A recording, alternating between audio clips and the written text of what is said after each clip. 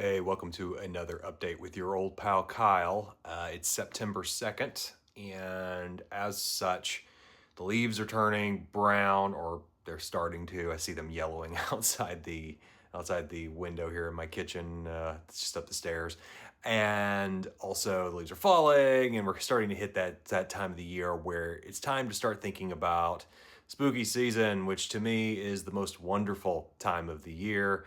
And as a big part of that, along with like putting together my movie list of what we're going to watch, me and my partner, and the things that we're going to decorate the house with, also, what am I going to read? And this is like the one time of the year where like I am so committed to one genre, I cannot potentially think about anything else. So September to me is like the best starting point, so I can get as much steam and get as much lead time as I possibly can. I think last year I had like 4 books I tried to read, and I ended up reading like maybe 1.5 of them because I just kind of got caught up with other things. This time I've got a much more ambitious list, and I wanted to talk about it because I think with this much time I can get through a lot more of it. And I'm also going to commit to myself, if I don't dig something, I'm going to right away. So let's go through it, chronological order, and we'll start from the top. First up is Shirley Jackson's The Haunting of Hill House.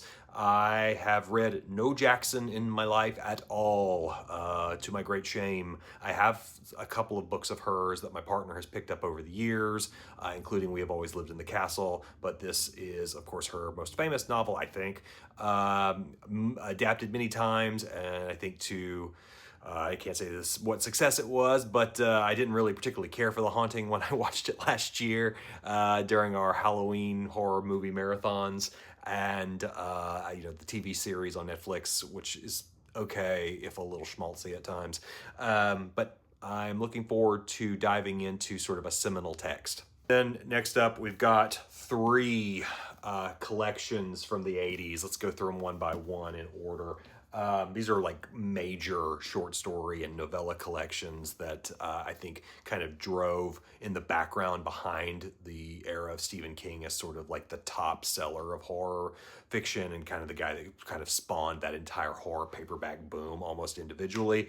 These were some of the works that came out that also were kind of catching critics' eyes and horror fans' eyes, and I've wanted to read them for some time, starting with In a Lonely Place by Carl Edward Wagner, most known for his sword and sorcery work.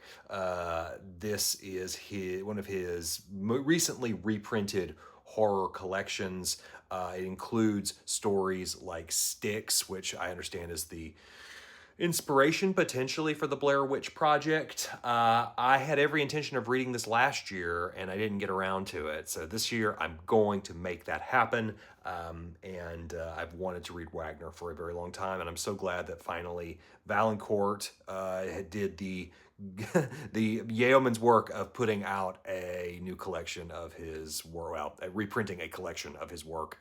It was a long-awaited reissue. Next after that, Dark Gods by T.E.D. Klein. I have only read The Events at Poroth Farm, and I read that 2 years ago. That is an excellent, excellent novella. Maybe one of the best novellas I've ever read.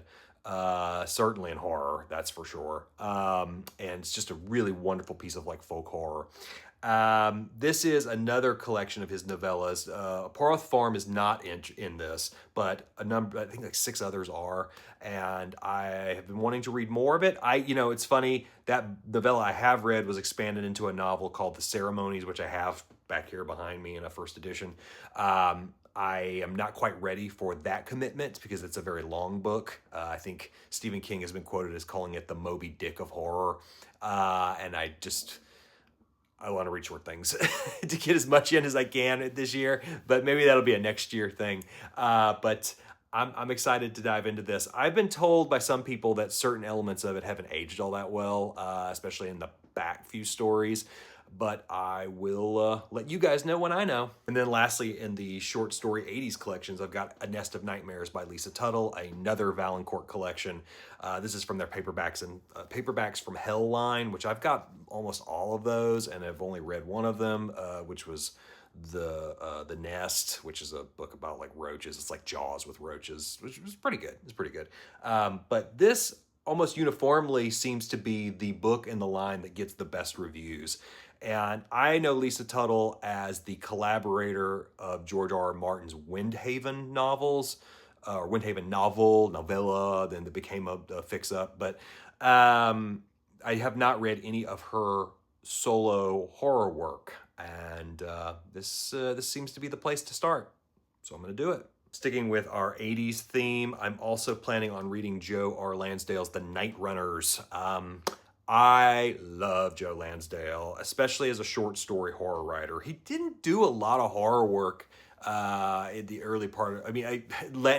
Except for in the early part of his career. Like, he started out as a horror writer as part of the splatterpunk movement, and The Night Runners is probably his second most notable novel from that era, right behind The Drive-In. I read The Drive-In last year or earlier this year. I can't remember. I read the first installment of that, and I thought it was pretty interesting, but like it didn't blow my socks off.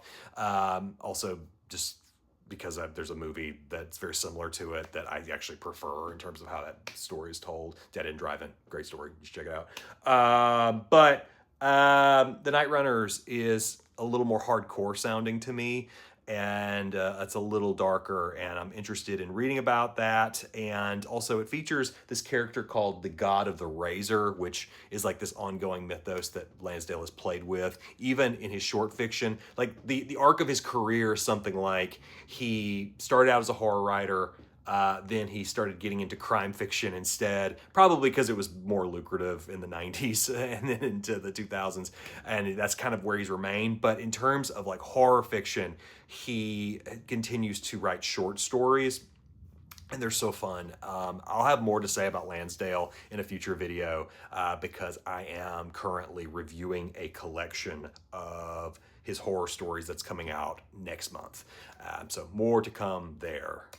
And then let's talk about some modern horror authors that I'm going to touch on. First up is a trilogy of Stephen Graham Jones books. Now, I know last year when I talked about what horror books I was going to read The Only Good Indians, which I never got to, and I'm so upset about it because I've wanted to read this for a while. And Jones is currently like I don't know if I'd call him like the biggest horror author that's out right now. I mean, with Stephen King still working, you really can't say that. But certainly of the newer breed and generation of horror writers, he's the guy that seems to be showing up the most on end-of-year lists. I mean, his newest book, which I'm going to talk about in a second, was on President Obama's summer reads list. And so it seems like he's probably like the guy in the same way that S.A. Cosby's the guy on the crime side. There are probably some arguments to be made for other horror authors that I'm just not thinking of, like Nat Cassidy or Ronald Malfi or somebody like that. But to me, it seems like Stephen Graham Jones is the big name, and he's becoming quite prolific in recent years, where it feels like he's put out at least 1 to 2 releases every year. But so yeah, Only Good Indians, which is kind of like, my understanding is it's like his riff on Peter Straub's Ghost Story, and I've read a little bit of it already just because I couldn't wait, and I started sort of digging through it, and I already kind of enjoy it quite a bit, so more to come there. Also, I picked this up at the bookstore locally, this Killer on the Road, The Babysitter Lives sort of duology. It is the rare double, the same sort of thing that we used to see with like ace doubles back in the day. This is a saga double, which is 2 novellas of, I guess they're like crime and horror, just kind of like fun little odds and ends that kind of got smashed together here. And I just so rarely see doubles anymore. I just had to have it. Whether or not I actually get to it this year is up for interpretation because I just don't know. But anyway, yes, that was exciting. And then lastly, on the Stephen Graham Jones front, I do have a copy of the aforementioned Buffalo Hunter, which is his vampire novel. It's like historical horror in the same vein of like The Terror. It's the book that came out this year that people are really raving about. I will probably take this with me on a trip we're about to go on. I mentioned it in a previous video that we're going to the Toronto International Film Festival, and you'll probably see some short videos from me and some updates if I can make time for them, certainly in terms of film reviews. But I might take this with me because it's a sturdy hardcover and it will survive a little better in my bag than a paperback will. And I don't know, kind of makes me think of Sinners a little bit in terms of like this historical vampire setting thing. What better time than now? And then the last two things on my potential list are other new horror authors: Thomas Oldehovelt's Hex and Josh Mallerman's Goblin. There's another YouTuber, Jeff, I think his channel's the Jeff Word, one of the early YouTube channels I started following when I started diving into BookTube a little bit. And he recommended these guys as like, if you like Stephen King, read authors like this. And I picked these up not that long ago. I mean, I've been threatening to read Goblin for months, but because my book, Taking Root, is a little similar in terms of concept and structure to this, I did not want to read it anytime soon. It's six novellas that six novellas in a novel form, or a novel in six novellas. I think he says it on the cover here. But it's also got like a framing narrative and all this stuff, which is very similar to my book. And I just didn't want to be influenced in any way, so I held off. And now I'm finally free and can read this to my heart's content, and do plan on getting to it pretty quickly. And Hex, same story, not about the novellas part, but like as part of like this, as far as like being like a Stephen King influenced writer or similar writer. It's kind of like Scandinavian witch-based horror. So I'm looking forward to reading that as well. A lot of people praise it, especially in the groups I frequent. Even some of my friends, big fans. That's the books I'm reading for spooky season, which to me is September all the way to the end of October. There might be a few things that switch up here and there. I will tell you guys, one of the things that I was considering reading for my September read, because I'm doing like a read every month for that kind of represents the month, is Gene Wolfe's Peace, which I haven't read yet, but it's also a supernatural story. Here it's kind of ghostly. And I might try to squeeze that in, but I just don't know. It's just the time will potentially get away from me, and I'm sure some of these other ones could potentially suffice for a September one. A book I just finished today could very well fit that mold and might be the thing I talk about for that video. But anyway, what are you guys going to read for Halloween and your horror picks and the remaining, the next 2 months? I would love to know. Just let me know in the comments. As always, like, comment, subscribe. I'll be back next week after this long trip, and we'll hopefully be much more jazzed up creatively, and looking forward to diving in more and more deeper into the muck of horror.